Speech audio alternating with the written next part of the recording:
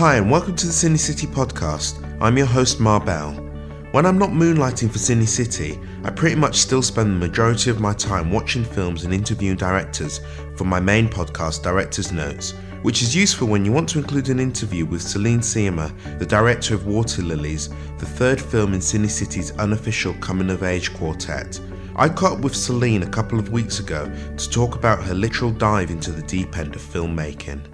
So I'm here at the London Film Festival with Céline Sciamma, the first-time director of the fantastic film Lilies. Welcome to Director's Notes, Céline. Thank you. I like to start off my interviews by asking, what is it that brought you to directing? Because I know that your background is more as a writer than a director. So how did you come to become a director then? Well, my background is quite small actually. So I wanted to be a screenwriter and I got in school, the National Film School in France, to study screenwriting. And Lilies is my first original script, and then I got out of school and they offered me to direct it, so I became a director just so fast.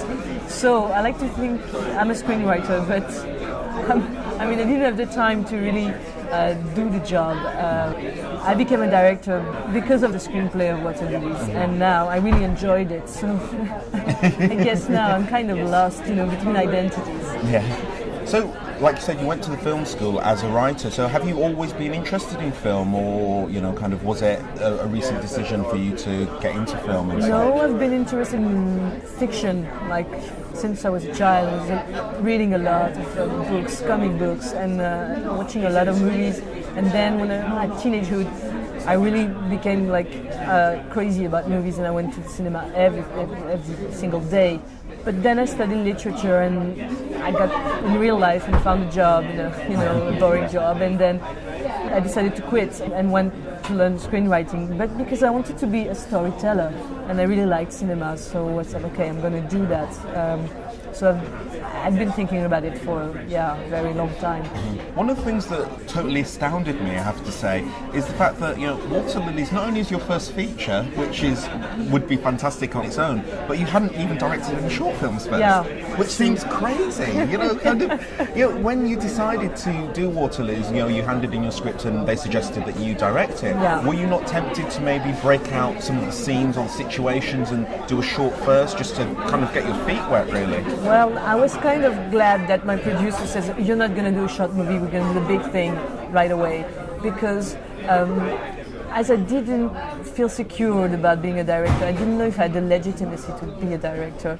I think if I had been doing short movies, I would have asked myself a lot of wrong questions about proving something to myself and to the world. And when I took the big thing, I didn't have any time for stupid questions. I had to do it, it was live action. So I think it was a luxe for me to have that opportunity to do the big thing first. But it was quite a risk, and it was very scary, of course. Mm-hmm. Did your producers have any problems convincing the funders to come on board? No, that's the thing. That's why things went really fast, actually, because I met my producers and we were going rewriting. And so we rewrite the movie for 2 months. And then we said, okay, we're going to find the money. And we raised all the funds that we need in 2 months, which is really, really fast. So then we had the money and we could do the thing really, really quickly. So we had no problems at all.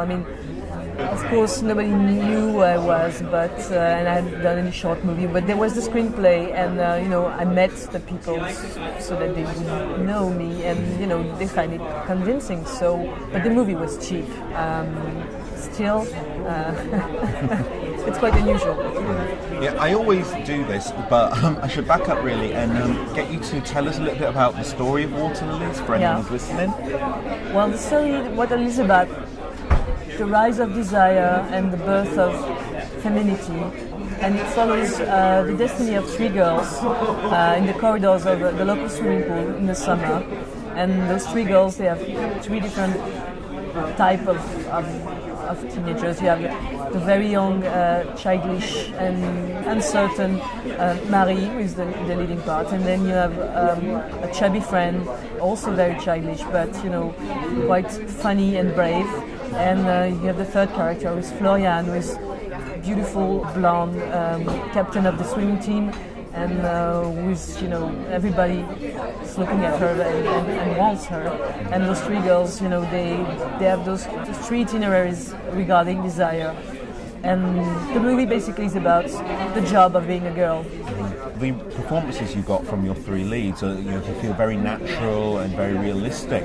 But I know that you didn't rehearse as such, but you brought them together beforehand. So kind of what was that process? We worked together, the four of us, with a coach, a month before shooting, and we didn't rehearse, basically.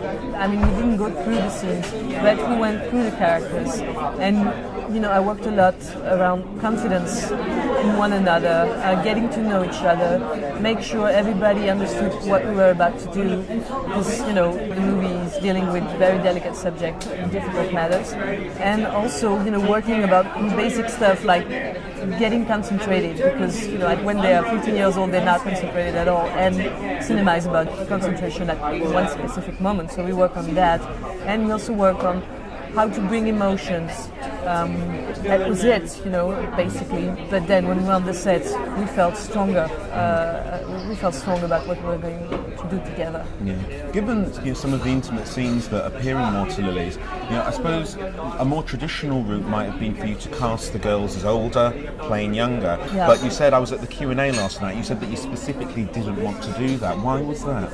Well, because I really wanted them to be physical, and I wanted their looks and their body to be, the one of that age. And 6 months can change a girl. So, and I knew that if I picked girls who were really struggling with such emotion, who were faced with that age, they weren't going to be really engaged in what we're going about to tell. It wasn't like that. Yeah, I've been through this. I can talk about it. It was like this is everything that matters in their life. So it was kind of a political commitment for them. And also, as an audience, sometimes I don't believe in the things that I'm being shown, and sometimes I can say, okay, that girl is 20, she's not 16. So, I found it better to go all the way, the real thing. Mm-hmm. Was it hard legally? Were there any real legal repercussions about, the ages of your actresses? Well, yeah, in France, the legal system, if they're under 16, you have to refer to the administration. After 16, they're like adults. You don't have to say anything, to report anything. So for the leading part, Marie, she was 14 when I met her. So it was a real struggle with the authorities, because they didn't want me to do the movie with such a young girl. They say it was like, I was going to get all confused, and but they were saying really stupid things like, imagine when she's going to get married. I was like, yeah, I hope who cares? Yeah, imagine that. What? Yeah. So, but it's because they didn't want to endorse the responsibility of saying, okay, do this, but then if things went bad, I don't know, they would be responsible. So they wanted to stay a few steps away from, so they could say, oh, well, we told you so, if something happens. So I had to lie, I had to produce false scripts so that they would say, okay, go for it. I don't know if I should tell this, but I'm telling it anyway. It's done.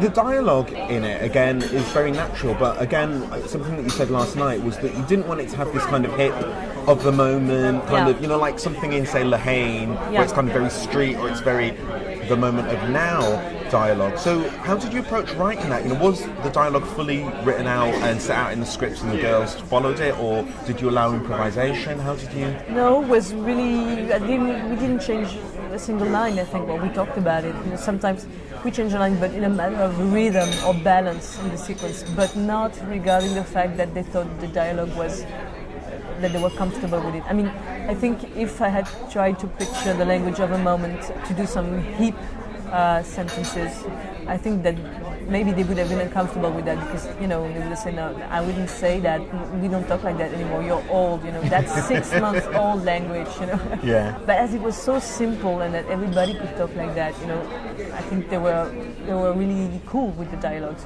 so we didn't improvise. I think there's been improvisation in the incarnation, like